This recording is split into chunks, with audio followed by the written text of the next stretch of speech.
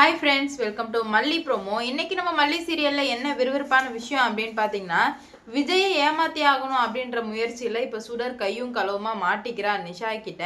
நிஷா மட்டும்தான் எல்லாரை விட அதிகமாக சுடர் மேலே ரொம்ப நம்பிக்கையாகவும் சுடருக்கு ரொம்பவே சப்போர்ட்டாக இருந்தது நிஷா தான். அப்படிப்பட்ட நிஷா தலையில் இன்னைக்கு பாறாங்கல்ல தூக்கி போடுற அளவுக்கு மிகப்பெரிய அதிர்ச்சியான விஷயம் தான் நிஷாவுக்கு தெரிய வருது. இதனால நிஷா என்ன முடிவு எடுக்க போறாங்க அப்படின்னு சொல்லிட்டு தான் பார்க்க போறோம். என்ன நடக்குது அப்படின்னு பார்த்தீங்கன்னா, இப்போ விஜய் மல்லியை பார்க்கறதா கிளம்பி போறாரு. போனதுமே மல்லியை பார்த்தா இவன் மனசு மாறிடும் அப்படின்றதுக்காக அப்பாப்பா அவர் போறாருப்பா, போக வேணான்னு சொல்லுங்கப்பா அப்படின்ற மாதிரி சொல்ல, நான் பார்த்துக்கிறேம்மா அப்படின்ற மாதிரி சொல்லி இப்போ போயிட்டு நாகு வீட்டுக்கு வாசப்படியில் கால் வச்ச விஜய் நாகும் அவளுங்க அனுப்பிட்டாளுங்க. வாசப்பல்ல காலடைவு எடுத்து வச்ச விஜயை மாப்பிள்ளாங்க மாதிரி ரேணுகா விஜய் விஜய்ன்னு சொல்லிகிட்டே இருக்காங்க.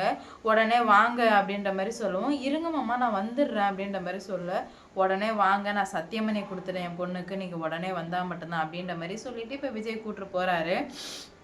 கூட்டு போனதுமே அங்கே பயங்கரமாக நடிக்கிறாங்க சுடர். இந்த மாதிரி விஜய் என்னை விட்டு போகாதீங்க விஜய். நான் அதை பார்த்த கதிரேசனுக்கு சரி நிஷாவுக்கும் சரி சந்தேகம் வந்துருச்சு. என்னடா இது இப்படி நடிக்கிறாளே அப்படின்னு சொல்லிட்டு சந்தேகம் வந்த கையோட அமைதியாகவே இருக்காங்க. அமைதியாக இருந்த கையோட இவன் என்ன பண்ணுறான்னா, எதுக்காக நாகு வந்தா அப்படின்ற மாதிரி தனியாக சுடர் கேட்க, இந்த மாதிரி மல்லிக்கு ஏதோ மிகப்பெரிய பிரச்சனை வந்துடுச்சான், மல்லி யாரோ கடத்தி வச்சுருக்காங்களாம் அப்படின்ற மாதிரி சொல்லவுமே என்ன பண்ணுறது போகிறதுனே தெரியல சுடருக்கு. மல்லியை யார் கடத்தி வச்சிருப்பா அப்படின்னு சொல்லிட்டு ரொம்பவே குழப்பத்தோட இந்த விஷயத்த எப்படியாச்சும் நம்ம ரகு கிட்ட சொல்லி ஆகணுமே அப்படின்னு சொல்லிட்டு அடிச்சு பிடிச்சி ஓடுறா சுடர். ஓடி போயிட்டு ரூம்குள்ளே இருங்க ஒரு நிமிஷம் சொல்லிட்டு போயிட்டு ஃபோன் பேச போய ஆரம்பிச்சிட்டா. இதை பார்த்தா நிஷா ஐயோ அக்காவுக்கு ஏதோ ஆயிடுச்சு, அக்கா ஏதோ பண்ணிக்க போகிறான்னு சொல்லிட்டு இவளும் பின்னாடியே ஓடுறா. பின்னாடியே ஒன்றாதாங்க தெரியுது தண்டவாளம் எல்லாம் மண்டவாளம் ஏறுது அப்படின்ற மாதிரி. என்ன நடக்குது அப்படின்னு பார்த்தீங்கன்னா, இவ போயிட்டு ரகு இந்த மாதிரி மல்லிக்கு மிகப்பெரிய ஒரு பிரச்சனை வந்துருச்சாமே, என்ன பிரச்சனைன்னு உனக்கு தெரியுமா அப்படின்ற மாதிரி கேட்க, நிஷா சரி இதுக்கு முன்னாடி சூசைட் பண்ணும்போது இவ ஜன்னல் வழியாக தானே போய் பார்த்தாங்க, எதாவது பண்ணிக்க போகிறான்ற ஒரு நல்ல எண்ணத்தில் தான் நிஷா போய் பார்த்தா. பார்க்கும்போது ஜன்னல் வழியாக ஃபோன் பேசிகிட்டு இருக்கா. இந்த மாதிரி மல்லிக்கு என்னாச்சுன்னே தெரில, யாரோ மல்லியை கடத்தி வச்சுருக்காங்களா, என்னன்னு உங்களுக்கு தெரியுமா அப்படின்ற மாதிரி சொல்லவுமே, எனக்கு தெரியாது சுடர், என்ன சொல்கிற அப்படின்ற மாதிரி கேட்க, ஆமாம் நான் விஜய் என் கட்டுப்பாட்டுக்குள்ளே தான் வச்சுக்கிறேன்னு சொல்லிட்டு இவன் இந்த மாதிரி பேசிகிட்டு இருக்கோமே, நிஷாவுக்கு தூக்கி வாரி போட்டுருது. யாருக்கிட்ட அக்கா பேசுகிறா, என்னென்னமோ பேசுகிறாளே, ஒன்றுமே புரியல அப்படின்ற மாதிரி ரொம்பவே அதிர்ச்சியில் இருக்க. அப்போ தான் சுடர் சொல்கிறாங்க, ரகு என்ன நடந்தாலும் சரி மல்லியை மட்டும் இந்த கல்யாணத்துக்கு வர விட்டுறவே கூடாது. அவள் மட்டும் வந்தானா மொத்த பிளானும் சொதப்பிடும். அதுவும் இல்லாமல் அவள் இங்கே இருக்கும்போதே டிஎன்ஏ வரையும் செக் பண்ணிட்டா. இப்போ வீட்லேயும் இல்லை, வீட்டை விட்டு வெளியே போயிருக்கா. கண்டிப்பாக பெரிய பெரிய பிரச்சனைகளாக அவள் பண்ணுவான்னு எனக்கு தோணுது அப்படின்ற மாதிரி சொல்ல, ஆமாம் சுடர் எனக்கே அது தோணுது தான், ஏதோ பெரிய சம்பவம் ஒன்று இருக்குது அப்படின்ற மாதிரி அவங்களும் சொல்லிடுறாங்க. உடனே ரகு சொல்கிறான், கல்யாணம் வரைக்கும் நம்ம பல்ல கடிச்சிட்டு தான் இருக்கணும், கல்யாணம் முடிஞ்ச கையோடைய மொத்த பணத்தை சுருட்டிட்டு வந்துரு அப்படின்ற மாதிரி ரகு சொல்லுவோமே, ஆமாம் ரகு கல்யாணம் முடிஞ்சு ஒரு நிமிஷம் கூட நான் இங்கே இருக்கவே மாட்டேன், கதிரேசனோட மொத்த பணத்தையுமே விஜயோட மொத்த பணத்தையுமே நான் திருடிட்டு வந்துடுவேன் அப்படின்ற மாதிரி இவ சொல்லிட்டு இருக்கவுமே, அட பாவமே அப்போ நீ எங்கள் அக்கா ரேணுகா கிடையாதா, மல்லி சொன்ன மாதிரி நீ சுடர் தானா அப்படின்ற மாதிரி சொல்லவுமே என்ன பண்ணுறது போகிறதுன்னு சுத்தமாக புரியல நிஷாவுக்கு. வாயில் கை வச்சு போயிட்டு ரொம்பவே குழம்பி போயிடுறா நிஷா. அப்போ தான் நிஷா சொல்கிறா, அப்போது மல்லி சொன்னது தான் உண்மை, அப்போ இவன்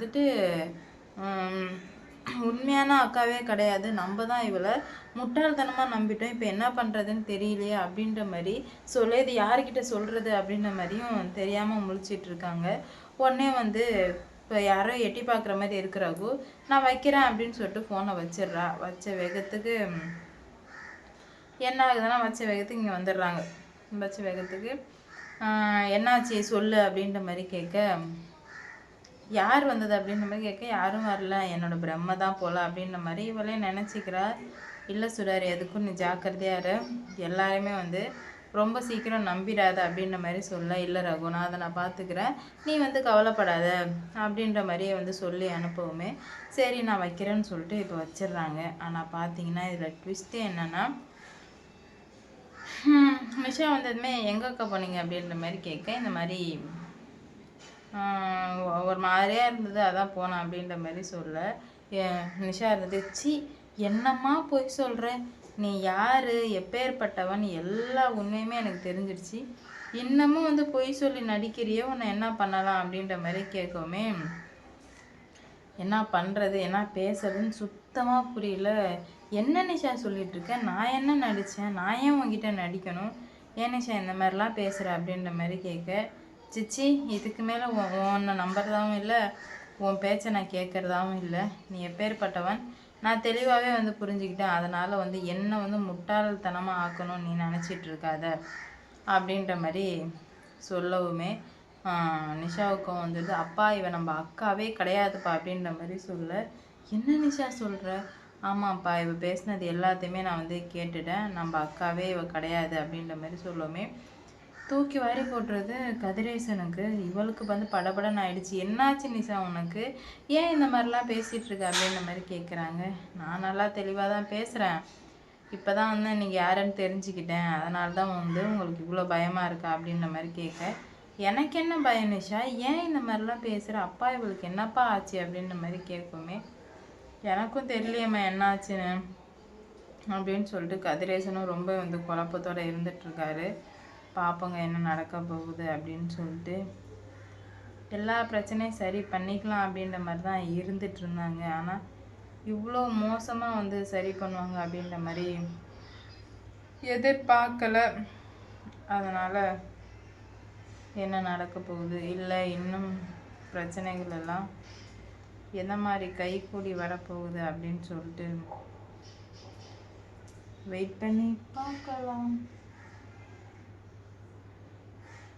லைக் பண்ணுங்க, ஷேர் பண்ணுங்க, மறக்காம சப்ஸ்கிரைப் பண்ணிக்கோங்க. இப்போதான் நான் போடுற வீடியோ நோட்டிஃபிகேஷனாக வரும். அடுத்தடுத்து என்ன நடக்க போகுதுன்னு பார்ப்போம். ஆனால் இவ்வளோ பிரச்சனை வந்தாலும் கடைசியில் நிஷாவுக்கு உண்மை தெரிஞ்சது பாருங்க, இதுதான் ஹைலைட்டு. நிஷா உண்மை தெரிஞ்சது மட்டும் இல்லாமல் சும்மா இல்லையே, நிஷா வந்து எங்களையே இவ்வளோ நாளாக முட்டாள் மாதிரி ஏமாத்திட்டாலடி, இதுக்கு மேலே நீ இந்த வீட்டில் இருக்கக்கூடாது அப்படின்ற மாதிரி நிஷா எடுத்த முடிவு யாருக்கெல்லாம் வந்து பிடிச்சிருந்துச்சு அவங்களாம் மறக்காமல் போகலாம். கதை சாத்து.